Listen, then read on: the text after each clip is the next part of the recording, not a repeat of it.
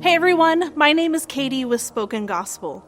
For the last 1,600 years, Christians around the world remember the last days of Jesus' life during Holy Week.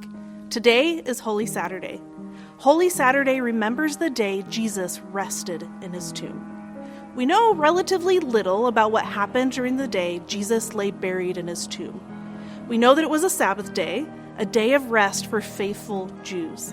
And we know that the religious leaders were worried Jesus' disciples might try to steal Jesus' body and pretend he rose from the dead.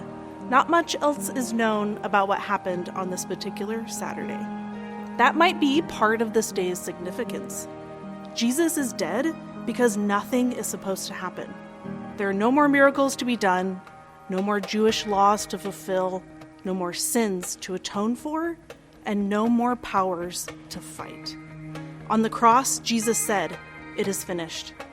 Everything Jesus came to do, he did. So, with nothing left to accomplish, and like all other good Jews, Jesus rested. That means we can rest too. There's nothing left we must do for God to accept us and rescue us from death. In Jesus, we are saved. In Psalm 16, 9 and 10, one of Jesus' ancestors, King David, wrote today's verse.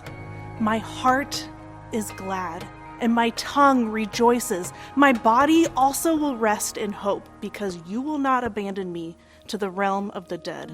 You will not let your Holy One see decay."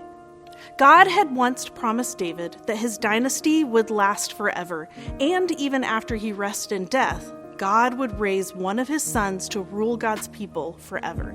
David was confident that his death would not be the end of his dynasty or God's promises. Holy Saturday is a day of mourning, but not a day without hope.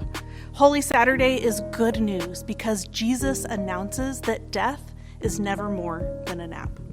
In Jesus, death is a day of rest before the dawn of a new creation and a much needed break before a new era of renewed and resurrection life. So I pray that on this Holy Saturday, you will accept that Jesus' death finished all the work needed to unite us to God and save us from death.